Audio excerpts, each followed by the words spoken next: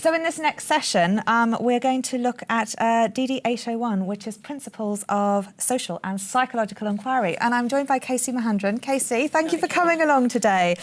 This is a really exciting new module. It's the first of the two-year master's programme. Now, for those of you who may have missed this morning's session, we did a session about careers in criminology.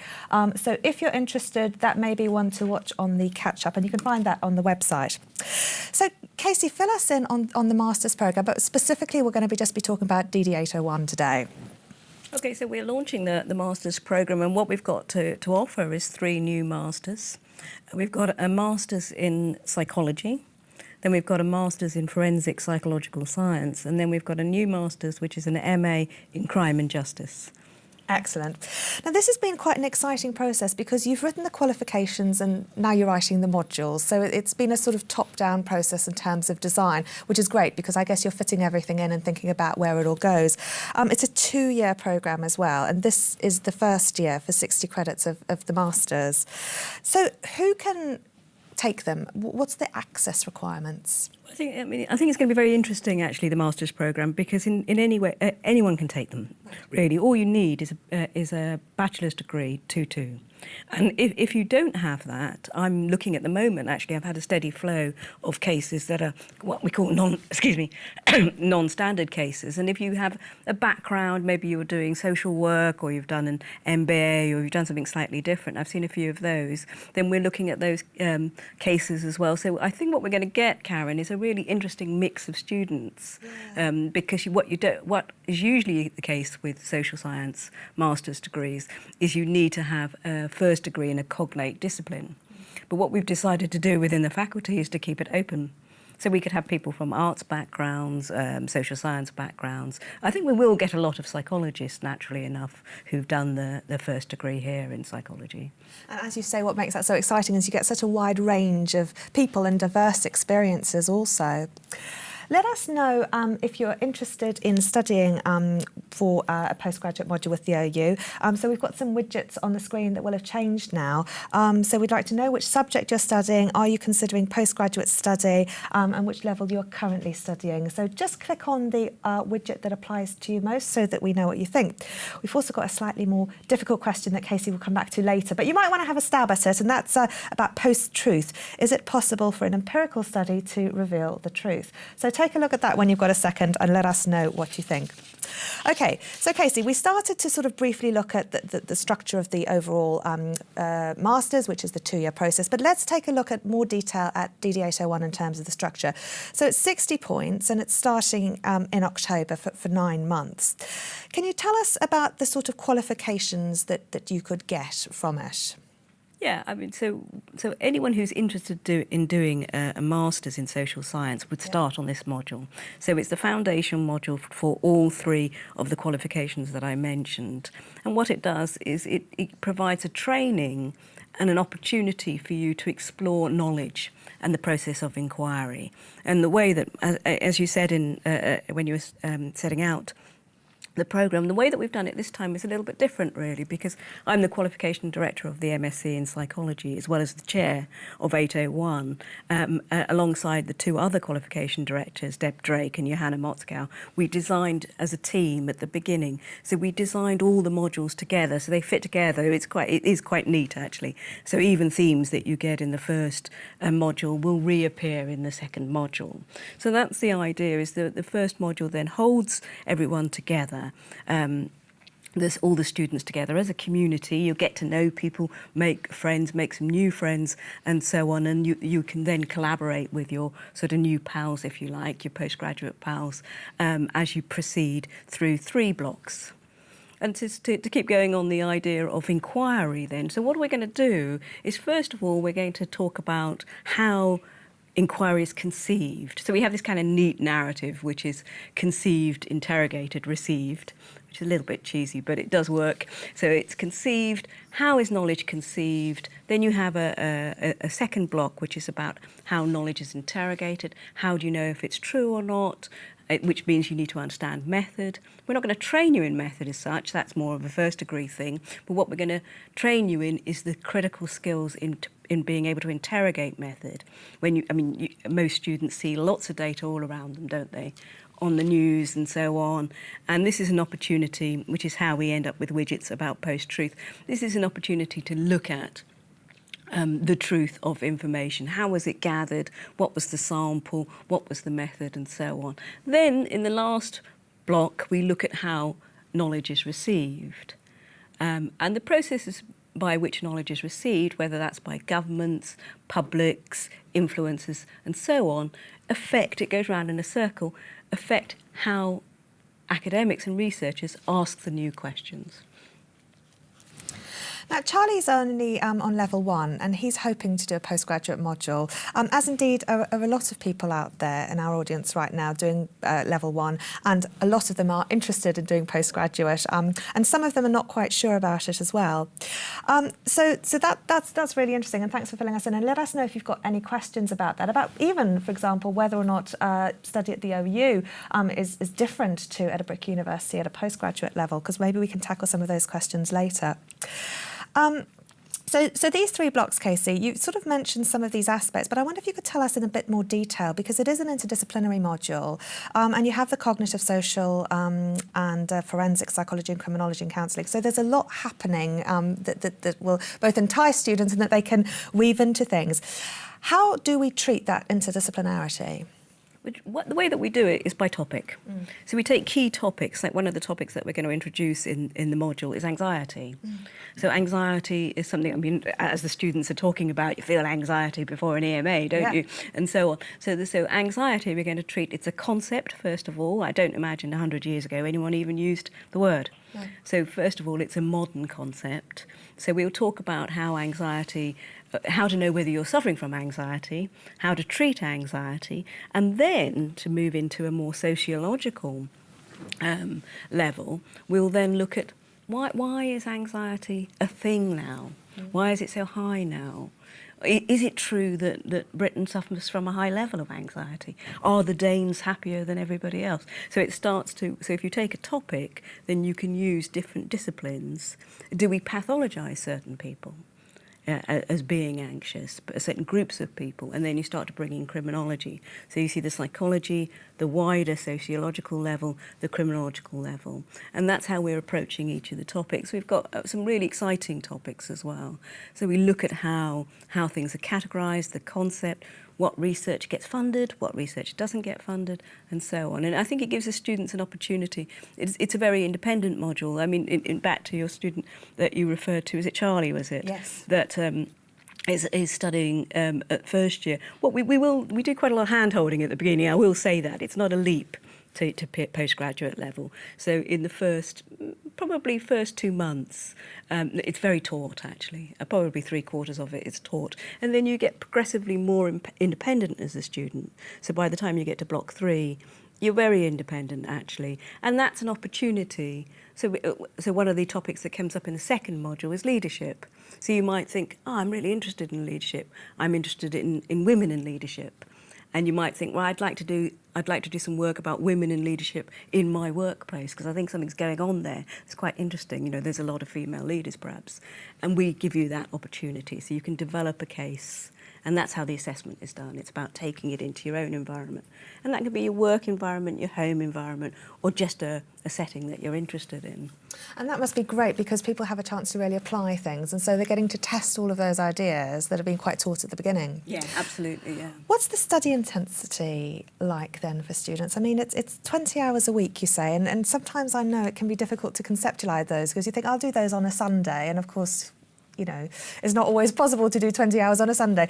How might students sort of split this up, and how intense are those 20 hours really? I wouldn't underestimate it.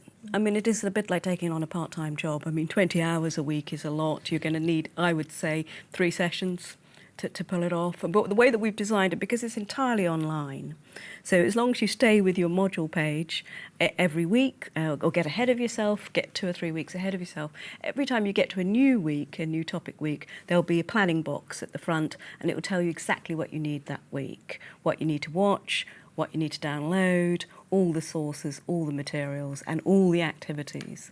So you can start to plan. If you know you've got a long train journey that week, then you can think, okay, it's a 3-hour train journey. There you are. I've got 3 hours straight away. I can do a third of it like that.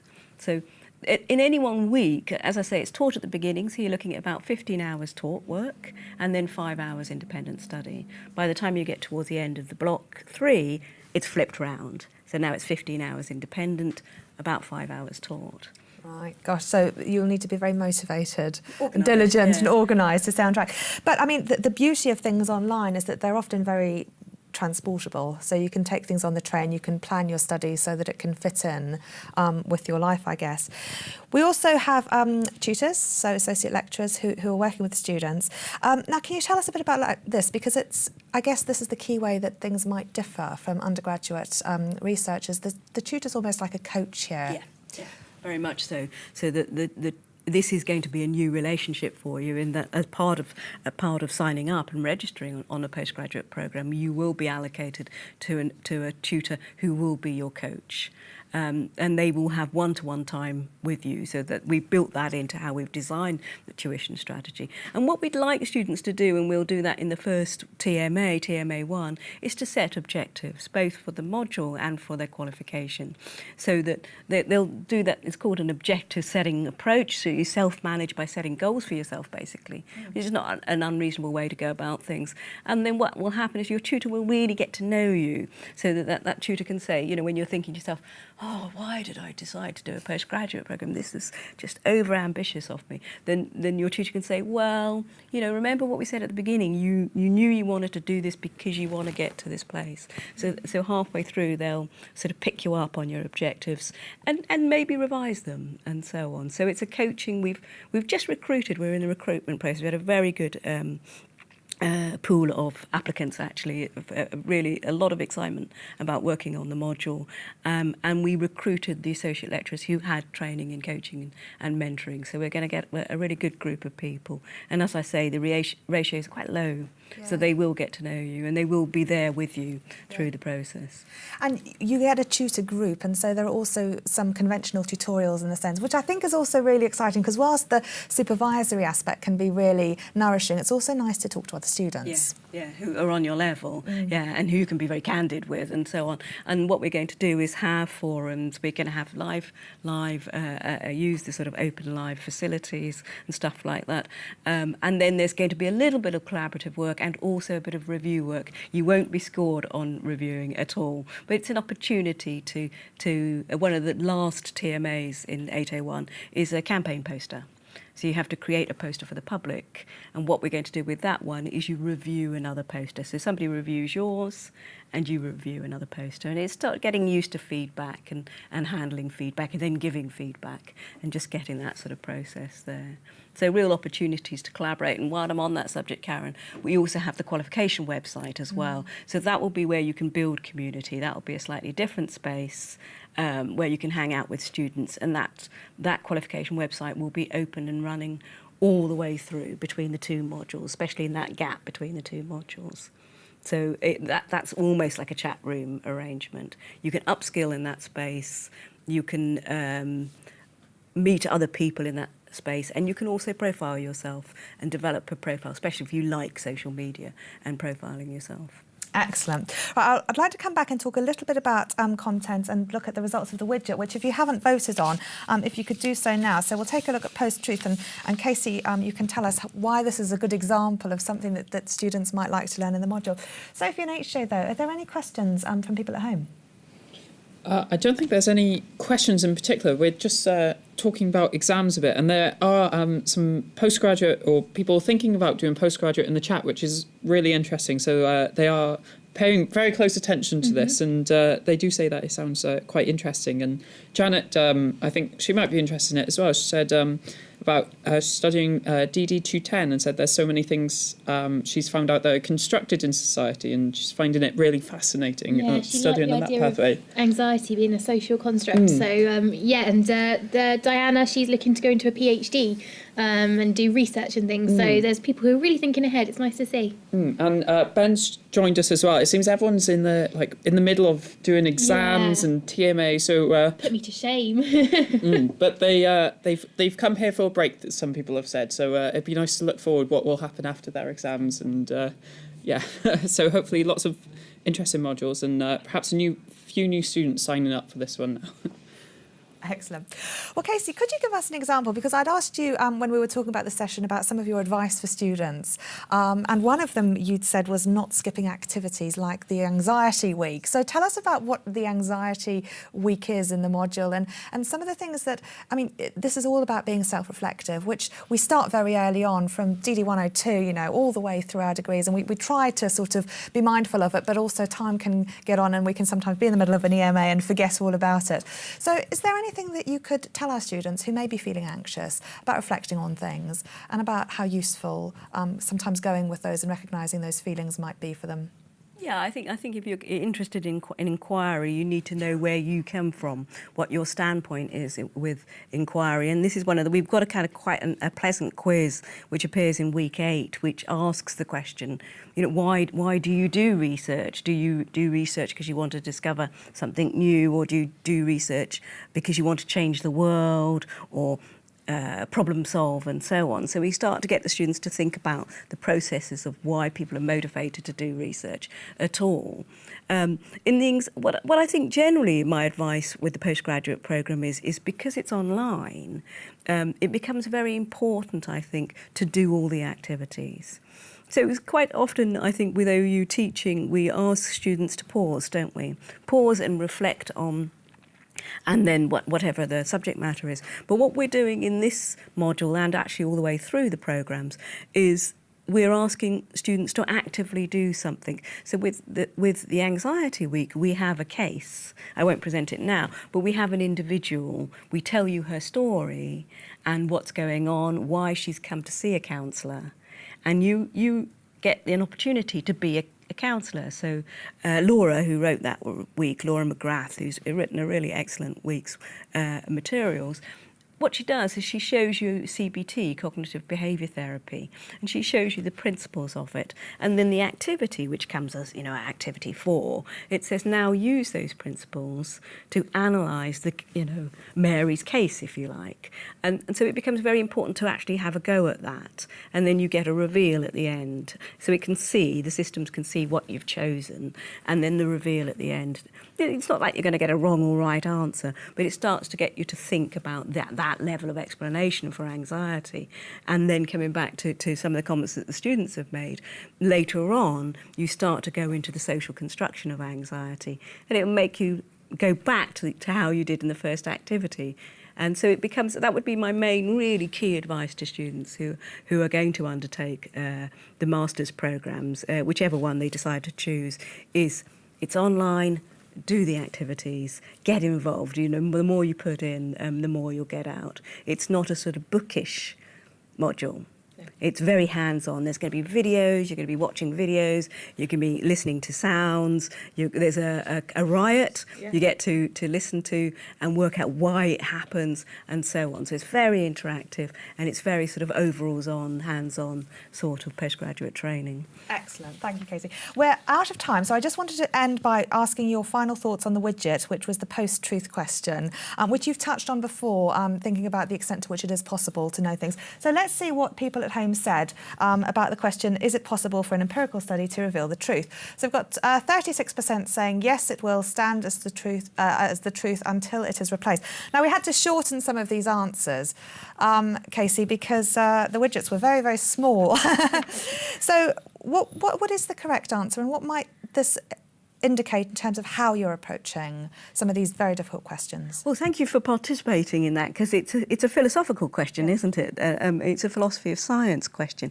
And of course, there is no correct answer. I mean, there are different models of science. And it's interesting that the students were 30... See, the figures look like that they were kind of spread, 36, and then it was sort of in the 20s.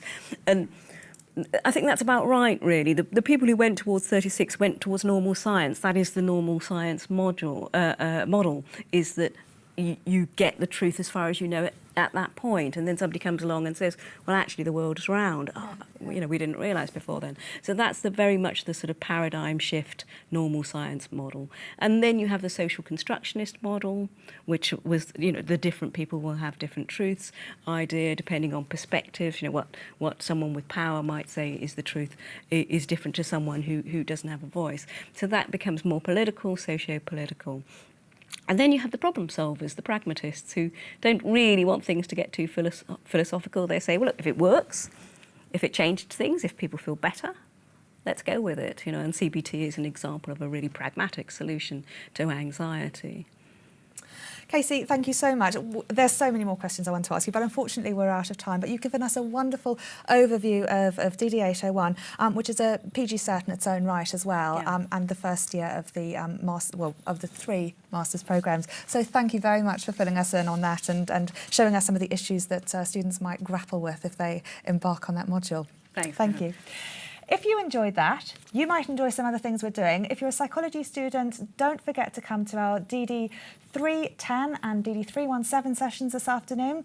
And if you like some of those more philosophical questions, then at the end of the show, we're going to look at the Masters in Philosophy with John Pike. But you can check out the whole range of activities and events on the programme by looking at the Student Hub Live website, studenthub.live.kmi.open.ac.uk, to see the times of the sessions that you might want to enjoy. And don't forget also, there's that criminology session that we did this morning that relates to what Kesi was saying earlier. We're going to have a short video before we're back in a couple of minutes to look at A277, which is the Exploring Religion. So we'll see you very soon.